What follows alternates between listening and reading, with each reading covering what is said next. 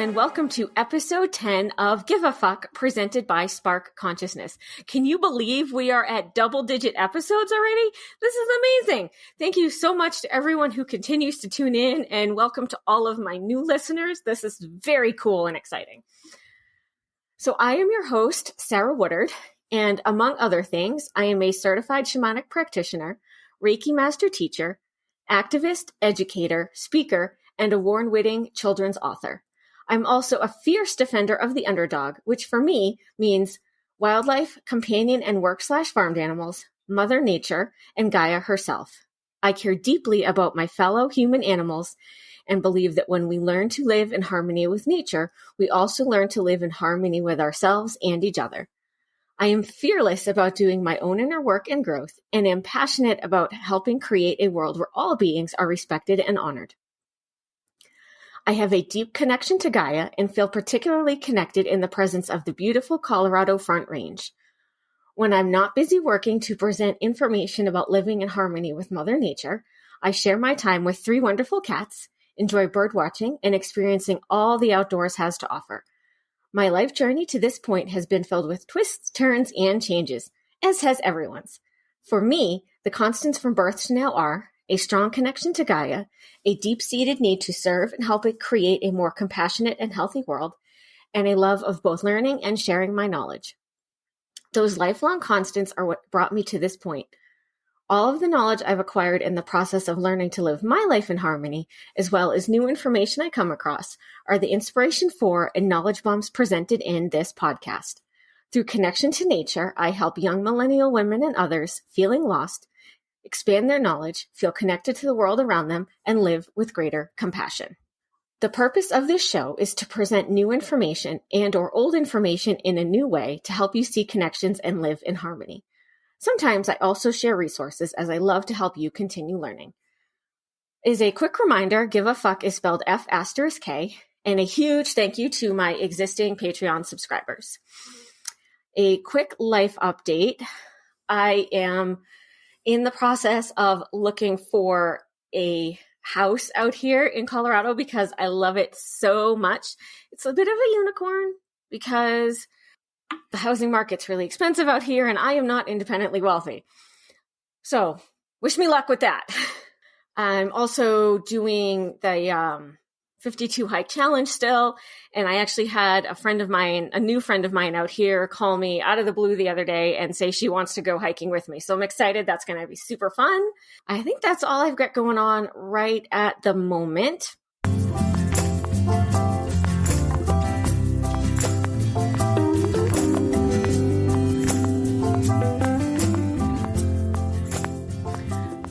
Normally at this point, we would jump to answers to your questions. However, I am super excited this week to welcome Jodi from Jewish Veg, and also she has her own health coaching business. Jodi, hop on and tell us a little bit about yourself, and also feel free to ask a question since this is the Asking a Question section. Hello. Well, thank you. Thank you for having me. I am Jodi Graber, as you said, and I do have my health coaching practice, Bravo Wellness. I'm also the director of development for Jewish Veg. So I talk about healthy living, plant-based lifestyles all day long, all day, every day. And I am very blessed to do that. But I would love to ask you how you feel physically when you get divine guidance. Like, if you're driving in a car and you sense divine guidance, what happens to you? Or if you are out with a friend for an almond milk latte or something, how do you feel? Because I love your connection to the divine, and I would just love to know how it affects you physically. That is such a cool question, and I'm so glad that you asked that. And everything you said just kind of warmed my heart, and I love everything that you're doing with your coaching and with Jewish Veg, and I'm so blessed that you joined us on the show today. So, how does it feel physically? it's very subtle. I have to preface it with that. It's very subtle. And it took me years to kind of really recognize what was happening because it is so subtle. It's not like some, on TV or in the cartoons or whatever, they show like lightning or, light bulbs or whatever. It's not that obvious. It's much more like it's a very like, it's a feeling of stillness. It's a feeling of, it's like when you walk, like when you're feeling really good, like you're dressed up real nice and you like how you look and your hair is all good and you're really happy with your appearance and you're going out on the town or you're going out on a date or whatever. And you walk into a room and people just kind of not like gawk at you because that's creepy, but they just kind of like, you can tell that they've noticed that you've entered and that makes you feel really good and really like, like, yep, like I'm owning this tonight. That's kind of how it feels. It's that subtle, like, yeah, like I got this, like, yeah. It's like that. It's kind of that sort of a feeling. And yeah, it is really cool. And for the longest time, I didn't even feel it at all because it is so subtle. And because there is no external factor, like when you're dressed up nice and you're going out, like I described, like there's that external thing that happens with people noticing you. There isn't that external driver to make you think about how you're feeling. It just happens. So, yeah. Very cool. Well, thank you for sharing that with me and with the listeners. Yeah, no, thank you. That was a great question. I love that. My connection to the divine is definitely one of those things that A, I was born with, but also B, didn't know I was born with and had to really work at and understand what it was. So yeah, it means a lot that people recognize that and want to know about that. So thank you. Of course.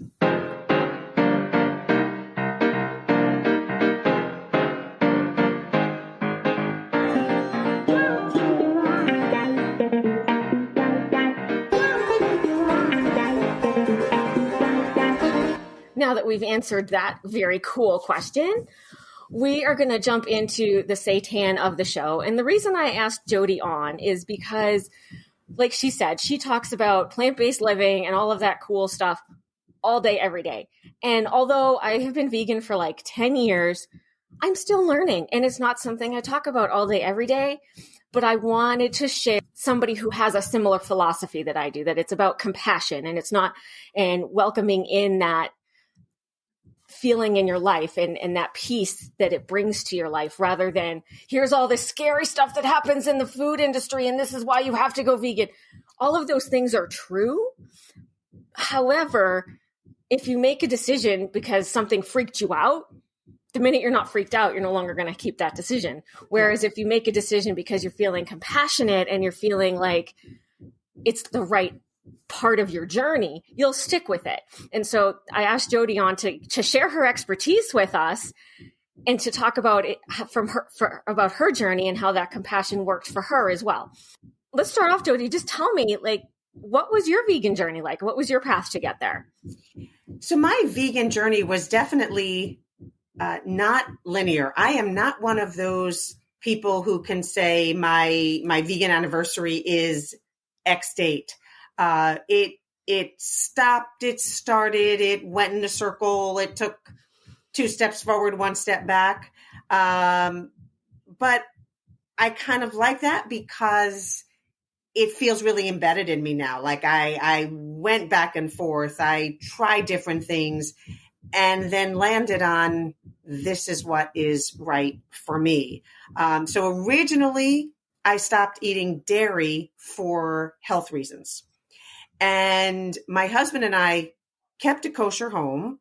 So I wanted and needed... So not to interrupt you, Jodi, but for my listeners who are not Jewish and might not be familiar, can you tell us what a kosher home is? Of course. A kosher home is in easy terms, I guess. You know, there are a set of rules in the Jewish religion. And so we had different sets of dishes for meat and dairy, and we wouldn't eat meat and dairy together, is a simple way to look at it.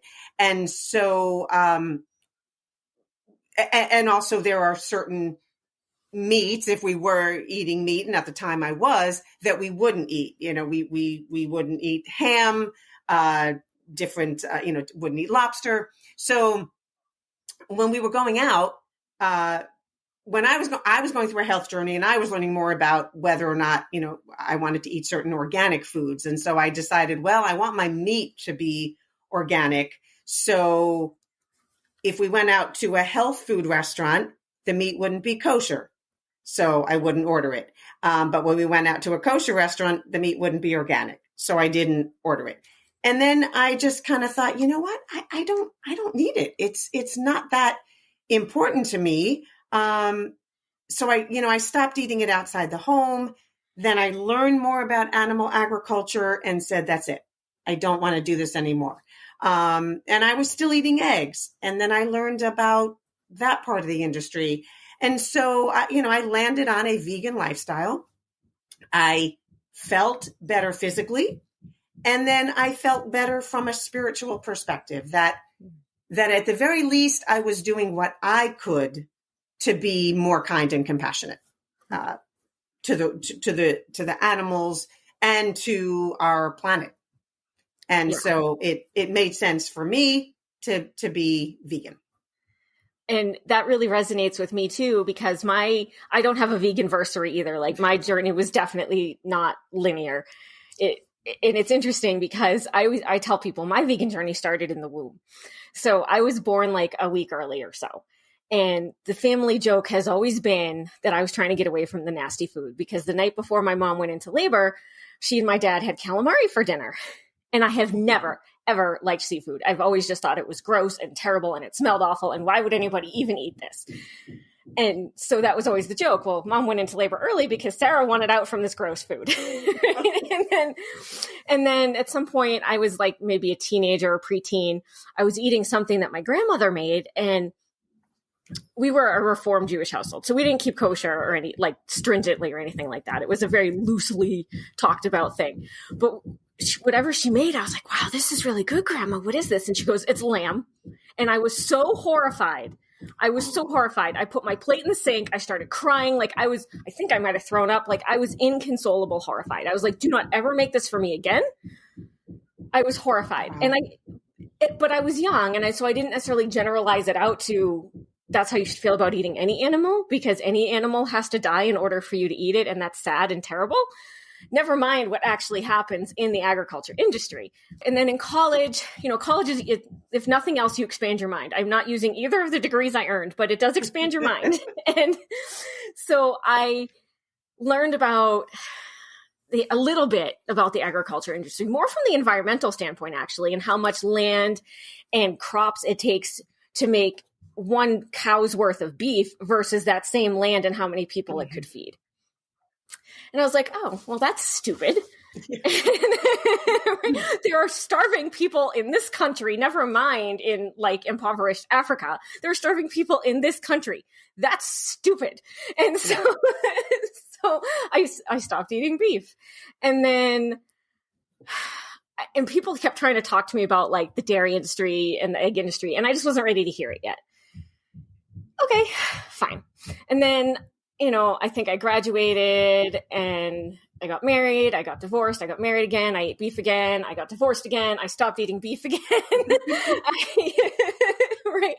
And then I'm on my own for kind of the first time in my adult life, and I have to make decisions for myself without a partner telling me, well, just do it or whatever. I don't have to compromise, basically. I can do what I want because it seems right for me. It's the beauty of being self-partnered, people. So I realized, I'm like, it doesn't make sense. Like if I'm not okay with eating fish and never was, and I'm not okay with eating lamb, and I'm not okay with eating beef, why am I okay with eating any meat? Mm-hmm. And so that I gave up pretty much everything at that point, except for chicken and turkey, because for some reason birds were still different to me. Yeah. I don't know why, they just were. And then I had a friend who she had kind of turned her small acreage into a little teeny farm, like organic farm. And she had chickens that they were certified as I forget the exact terms, but certified like humane living or something by some actual it cost her a lot of money to do. And these chickens had access to the outside, and honest to God, she would bring them in the house if they were sick, and she would hand feed them. And I swear to God, they ate better than I did on a daily basis. Like, these were well cared for chickens. And one day a predator of some kind got into the hen house and got a couple of them. And she was as devastated about that as I would have been about losing a cat. And I was like, I can't eat chicken anymore. We're done. Out went the chicken. So that left me with turkey, eggs, and dairy, basically.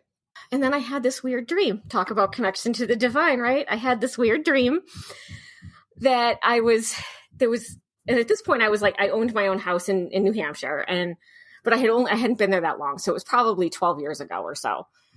10 years ago, somewhere in there. I had this dream that there was like turkeys in the basement and they couldn't get out. And I had to call like a turkey rescue extermination, something, I don't know. So this guy comes and he's taking the turkeys out of the basement. He's got them like tucked under his arms. And as he's walking out with the turkeys, their like foot brushes or wing or something brushes against my arm. And in the dream, I'm like, I can't eat them anymore. And I woke up and I was like, we're done. Yeah, it was connection to the divine, right? Yeah, And then that left me with dairy and eggs. And they stuck around for a little while, but not too much longer, because I very quickly realized, I always thought eggs smelled like death when you cooked them anyways. So it was pretty easy to just be like, I don't even want those. Yeah. and at the time it was like, well, if it's okay if it's in something because I don't have to smell it. But it was like, well, yeah, but if you're not eating their mom, you can't eat the baby and the egg either. Even if it's unfertilized, you just can't do that. The hardest one for me was dairy, honestly, because ice cream is a thing. And at the time, there wasn't a lot of vegan ice cream options. Now it's like you go to the store and there's as many vegan options as there are non-vegan options. But at the time, that was tough. Ice cream and cheese was tough. But when I finally committed to giving it up, first of all, physically, I felt so much better. I had more energy. My stomach wasn't upset, because the fact of the matter is we are not baby cows, and that milk is not meant for us. Right. Yeah. And so it was a journey, and I couldn't tell you on what day I finally said I'm done with milk. I just finally was. Yeah. And I think, for people listening, I know for me, I did eat meat and eggs for a long time. Yeah. For more than half my life. So I never want to stand in judgment of anyone to say you're bad, you're wrong for eating meat or animal products. Right. The place that I come from is I've learned things. And like you were saying, you said in your intro, you're a lifelong learner. That's what I try to do now. It's funny, like all these years after high school, college, and all of that, all I want to do is learn. Mm-hmm. All I want to do is read more and understand more, because let's face it, I'm eating food every day. I want to know how the food is being prepared, how it is coming to my plate, and what is in it. So the more I learn, the more I understand how what I'm eating affects how I feel. And that's what I want to share with people. Yeah. So I want them, and then they can make the best decision with the information that they have. And that's very much my philosophy too. Like not my tagline, but one of my sort of philosophies is knowledge is the basis for compassion. Right. And so the more you know, right, those PSAs from the 80s or whatever, or the 90s, like, when you learn about what's going on with your food or anything else, you may change your behavior based on that knowledge. And that's why Spark Consciousness exists, is to provide you with information. And in doing so, you're going to start to define your own values. And when you define your own values, that leads into your purpose. All I can do is give you the information. I can't tell you what your purpose is. I can give you some tools. I can give you some information. I can help guide you through that journey. but ultimately it's your purpose, right? And ultimately it's your decision whether or not you eat meat or dairy or any of that other stuff. But do it with intention, do it with knowledge, so that and I say the same thing about voting. Do it so that whatever decision you make is coming from a place of knowledge and information, and from the most compassionate level of existence you have right at this moment in time. And if you do that, then whatever you do is the right answer. Exactly. And, you just described really well what I do with Bravo Wellness, because I do work with emotional eaters. I work with individuals who overeat and who binge on cake and candy and sugar. And when I'm speaking with them and they feel badly and they feel like they've done something wrong and that they're bad and what's wrong with them, that they have no willpower. And I encourage them to look at it as a learning experience. What led to you binging? What led to you going into the store to buy that candy? And then how did you feel when you ate it? And then once we go through, it's a lot of conversation, but when we get down to it and they realize they felt bad physically and emotionally once they ate that candy, then we can start to unpack and get them to make the shift to not doing that. Right. But it is a learning experience, and each person has to go through it for themselves. Right. And in their own way and in their own time. Yeah. Yeah. Absolutely. So what would you say to somebody who was vegan curious? Maybe they're not ready to make the full leap, but they want to dip their toe in the pond. I would suggest they maybe adopt a plan of, vegan for breakfast every day, and find different recipes to create. And they're simple. It doesn't have to be this all out gourmet thing. It's very simple breakfast you can make, but do that for a week and see how you feel, see what you like, see what you don't like. Maybe then take it to breakfast and lunch and so on. And then maybe take it to, vegan during the week, Monday to Friday. And see what happens. And I think once people see that vegan food is really delicious. Good. And as you said, we're living in an age now where there is so much available, and it is good. You actually have, we have choices now with different brands of vegan cream cheese, vegan cottage cheese, vegan, anything. They're even making vegan hard-boiled eggs now, which I have not tried yet, but I'm curious. But as you said, and ice cream, there's ice cream, there's cake, there's candy. So, then it's like, oh, vegan, how is vegan healthier? There still is vegan junk food. And so that's a whole other, I personally am a big fan of the vegan junk food. Yeah. So, and I also want to tell people if the whole cooking breakfast or cooking it all thing is terrifying for you or just isn't your thing, because God knows I've tried. I have a friend who is vegan and can cook anything, doesn't need a recipe. She has tried to help me make really simple stuff, and she knows she's a kitchen witch and she does great things in the kitchen. I'm a kitchen gremlin. Yeah. I don't mean to be. I try. We don't get along, the kitchen and I try. But the great thing is I can literally get pasta and like legumes and tomato. You can make something that is so simple. And for breakfast, they make vegan cereal, and there are a bazillion different options for milk. I personally love oat milk because it's got that creaminess to it. Yep. That's what I have for breakfast. I have cereal with oat milk. And I'm also gluten intolerant, and you can still find gluten-free vegan cereal, pair it with the milk that you decide you like, and there's breakfast. Yeah. On a really busy day, there's dinner too. Right, exactly. Keep it very, very simple. And you could, there's chia pudding if you want to be a little more adventurous. But there's bagels and cream cheese with, vegan lox if you want. I Absolutely. mean, And there's vegan cream cheese and vegan bagels and So there's it all exists. It all exists. And I think it is just being willing to try, willing to say, let me explore and see what happens. Yeah. And there is something for everyone. There really is. And I think it's really a credit. I mean, people don't necessarily think of veganism as like an activist movement, but in a way it kind of is very similar to civil rights or women's rights. Although we have a lot of work to do in those areas still, the progress that we have made is credited to the activists that came before.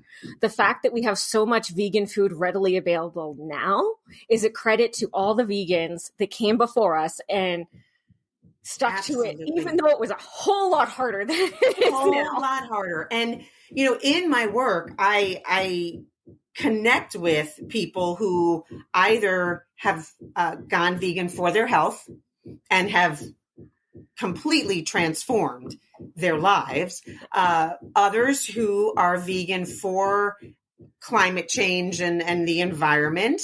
And then others who are staunch animal activists. And I'm amazed by all of those groups and how they approach it.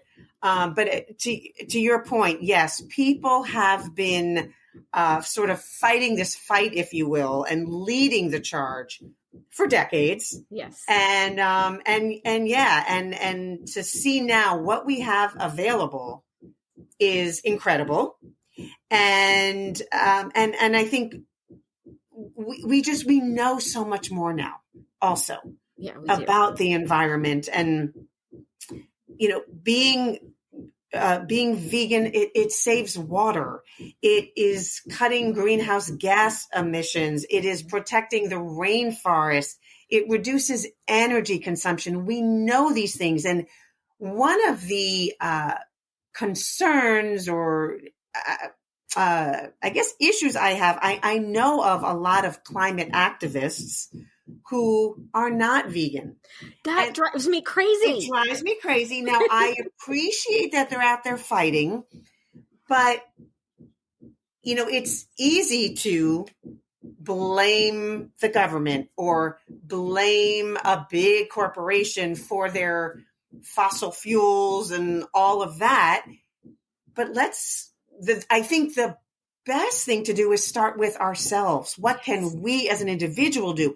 Then if we're as an individual doing something, then we can go to the government and corporations and say, hey, listen. Now, as I say that, I want to say too, I am not perfect. I have fought perfectionism all my life. So I'm not perfect. And that's why I am always learning. I want to do better. I want to continually do better. But start with yourself and ask yourself, what can I do to create change? And then we can look at these big corporations and government and say, listen, like if everyone in Congress went vegan, and there are a couple, a handful, what kind of change could we make? Right. Well, and I know this is a New Testament quote, or at least I think it is, but those who live in glass houses shouldn't throw stones, right? If you aren't doing the work in your own life, you don't get to tell corporations or whomever what they need to do to be better. Yeah. Yes, the corporations are a problem. Yes, the government's a problem. Yes. But you know what? If you're not willing to change your own life, what are you going to do if the government listens to you and those big corporations listen to you and there comes down a law that says, guess what? You have to be vegan. If you're not already welcoming that into your life, well, how are you going to feel about that? How are you going to feel about it? Right. And then you're going to be mad that the government is telling you what to do. Right. Even though this is what you've been advocating for, right? Like, so you have to be doing it in your own life. And I'm not perfect either. I just recently learned that lactic acid, depending on where it comes from, can be either vegan or not vegan. Now, I didn't know this. I thought olives, they must be vegan. They're a plant. And I was just buying olives. And then I learned lactic acid. I'm like, great. So now I have to look at the olive jar and go, lactic acid? If it has it, does it have the V? No, it doesn't. Okay, put those back, right? Yeah. Like, I'm always learning. I'm always adjusting. That's okay. We're not here to be perfect. We're here to try. We're here to do our best and to try to make the world a better place than it was when we got here. Yes. And then leave the planet in a good place for, let's hope so. Yeah. For the next generation and the generation after that. Yeah. Yeah. And I, it's, we were saying you have to do that work in your own life, and it's true. And I see a lot of places where that doesn't happen. And I think that's kind of to me, that just feels like hypocrisy. And it's kind of one of my pet peeves. Yeah. Like, who are you to say if you're not doing that? Like, I'm with you. I appreciate the climate activists, but if you're not looking at the animal agriculture industry and calling it out in your own life and also in their faces, you're not actually doing that much to help. Yeah, pollution's a problem. Yeah, motor vehicles are a problem. But you know what? Animal agriculture is a source of a lot of the pollution and is far more detrimental than driving a gas-powered car. Absolutely. And the facts are there. Like, this isn't stuff that you and I are making up, right? Like, there's actual data. There is actual data. And I link to these for my listeners. I do link to this actual data in my blog post. It's also much more in depth gone into in my online course. If you want those data and you don't feel like doing a Google search yourself, that's where you can find it from me. But the data is there. It's not hidden anymore. And I think that's a really beautiful thing that the vegans have been able to do, and that the environmental activists have been able to do, is they've drawn back that curtain on that information, because that wasn't available even just a few years ago. Right. So we know. And so, just take one, there are some people who might listen to this and listen to something else or read a book and, change overnight. That's it. I'm done. Kind of like more power to you. Not eating the turkey anymore, divine guidance. But there are some that need to go on that not linear journey to figure it out. And that is okay too. It is. And keep learning, be open to learning and listening, and ask questions. I ask questions all the time. I mean, even with the work I do at Jewish Veg, I ask questions. I'm learning. I'm finding things out. Like you were saying with olives, wine. Not all wine is vegan because there's because of the intestines. They use the intestines as a filter. Yeah. And sometimes they're using an egg wash in the processing. Weird stuff. Yeah. Weird stuff that we don't think of. And the more we learn, the more we know, the better the decisions we can make. Exactly. And so this question may not apply to all of my listeners, but I do want to ask you this because I'm curious too. Although I don't keep kosher, I know that there is a lot of debate right now because for things to be kosher, it has to get certified. For my listeners that don't know this, it has to get certified as being kosher. And so you would think, to me at least, common sense is, okay, this is a plant-based meat, therefore it must have to be kosher. But unfortunately, there are some brands that are putting out plant-based pork, and the kosher certifying body is not certifying it as kosher. So as somebody who is familiar with all sides of that perspective, A, what are your thoughts on that? And B, do you feel like that's a place where maybe not Jewish Veg, but some other Jewish vegan group could get involved? Yeah, I mean, I think it's interesting. And I think we are listening and learning as we go along too, to determine what makes the best sense and what are we comfortable promoting or not. And, so there's also, there's plant-based sausage, and things, and they are kosher. So I think this is where each individual has to look at it and what makes sense for them.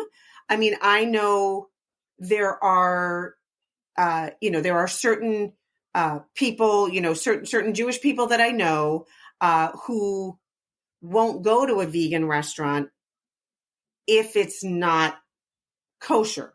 And there are others, and I'm included in this, that I will go to a vegan restaurant because it's vegan. There's no meat, there's no dairy. I'm comfortable doing that. So there are so many different layers to this. And so I think each person needs to look at it, see how they're comfortable. I think Jewish veg, really we see ourselves as the leading voice of the Jewish plant-based movement. So we are talking to people. We have we have a rabbinic council of people we talk to figure out what's best. But if you talk to an Orthodox rabbi, they may say something. If you talk to a Reform rabbi, they may say something else. So what's that saying, Jodi? You get 5 rabbis in the same room and ask them the same question. You're going to get 10 answers, right? Exactly. You're going to get all different answers. So, but I mean, if anyone who is listening has questions on kosher and vegan, I'm happy if you want to email me at Jodi, Jodi at jewishveg.org. Happy to answer any questions, or if I don't have the answers, get you the answers, or get you different answers that you can then, again. Jodi will get you a collection of answers from the Jewish wisdom at hand. Exactly. But and I think actually, and this is just a quick diverge here, but I think actually that's one of the most beautiful things about Judaism is that there is so much that's left to our individual wisdom and interpretation and what feels best for us. Absolutely. And therefore it can also grow and change with the times and with society and with where you are in the world, because culture is different. Even from where I live in Colorado to New England, culture is different. Absolutely. Right. Right. So it's really beautiful. I think that there's that freedom within the laws of our religion. There is still this freedom for individual choice. Absolutely.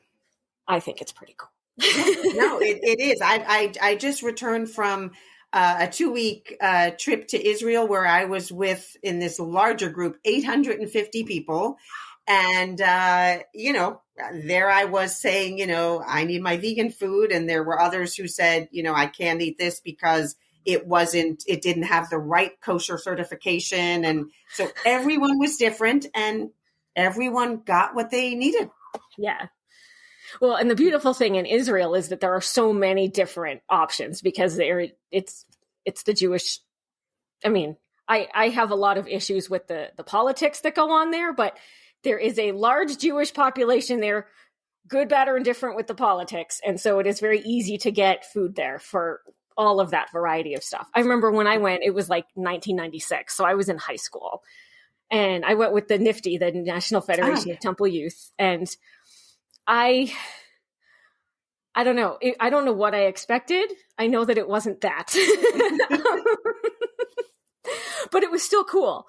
And the thing I remember best, though, was getting fresh falafel from the street vendors. Yep. Oh God, there is nothing in this world that is like fresh falafel from the street vendors. Yeah. And, coincidentally, Israel, Tel Aviv is known as one of the vegan capitals of the world. Oh, I didn't know that. That's yes, because it's so vegan friendly. And, there's so many restaurants, so many options there. That's really cool. Yeah. That's really cool. All right. Is there anything else that you would like to share that might be inspirational for my listeners to give vegan a try? Yeah. I would say, please give it a try. You have nothing to lose. The food is delicious. And in today's day and age, again, recipes readily available on the web. I mean, you can get any recipes. I will say, Jewish Veg we recently updated our website. So if you go to jewishveg.org/recipes, you can get tons of different recipes. And even if you're not Jewish, you'll enjoy them. They're just good food. And I would say also be open. You might try a recipe and not like it, not necessarily because it's not meat. maybe the spice isn't right. Maybe it ended up to be too salty or something. So be open to try. It's really, there are just so many options. Food. I mean, in Israel, I had a vegan pizza that was so scrumptious, and it had, vegan cheese and then artichokes and peppers and onions. It was delicious.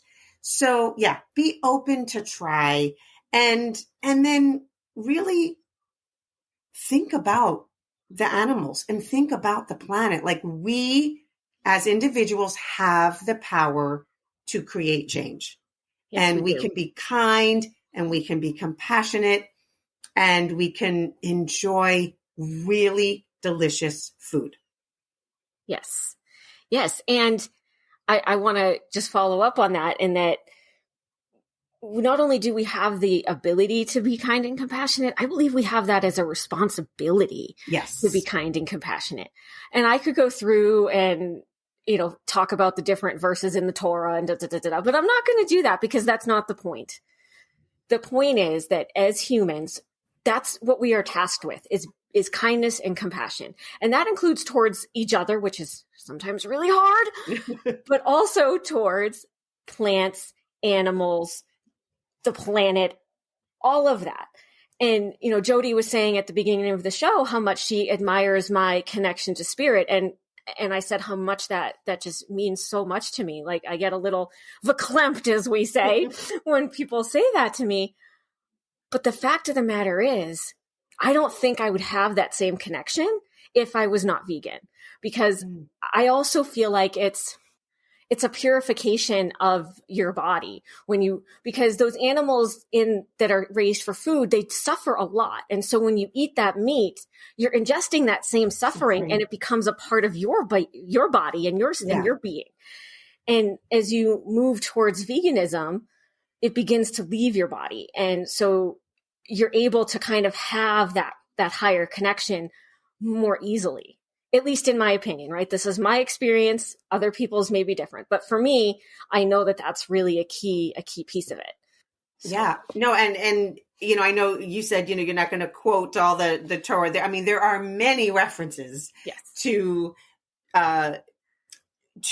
being vegan, to following a plant-based lifestyle in the Torah and in the Jewish teachings. And I think that's just for anyone, even if you're not Jewish, go look at your teachings. The Torah is just the Old Testament, right? Yeah, right? So right. If it's in the Torah, it's in the Bible, it's in the Quran, it's the beginning, right? Yes. So yes. And I will say, if people want to know more about those specific teachings and verses, check out Vegan Rabbi on Instagram. He publishes that stuff all the time. Well, funny you mentioned him. Jewish Veg is bringing him to the U.S.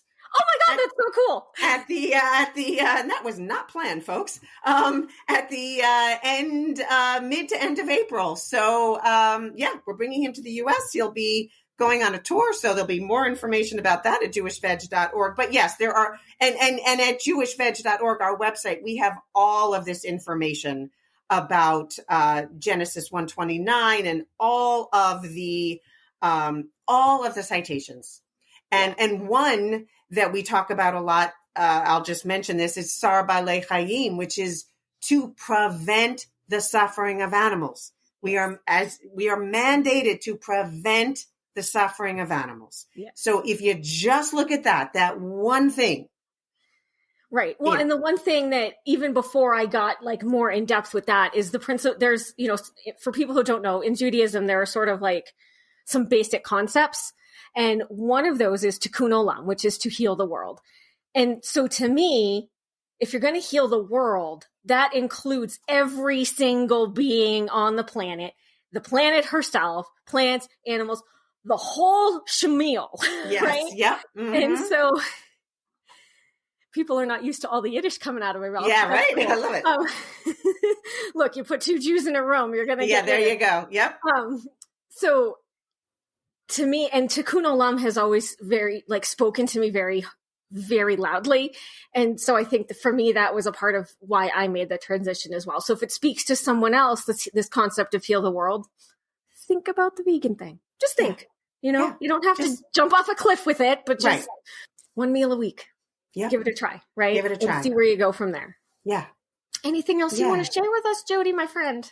I think just, for everyone, again, just, be you, do it your way. And again, ask. I mean, Sarah has always great resources, jewishveg.org. As you said, the Vegan Rabbi, there are so many resources, recipes available. Be willing to try, be open to change, because I really believe you'll be very pleasantly surprised. I agree. Jodi was saying, you might try a recipe and don't like it and you assume it's because it's vegan. Well, do you like every meat meal you eat either? Exactly. So, keep that in mind. Just because you didn't like one vegan meal doesn't mean you will dislike all vegan meals. Yeah.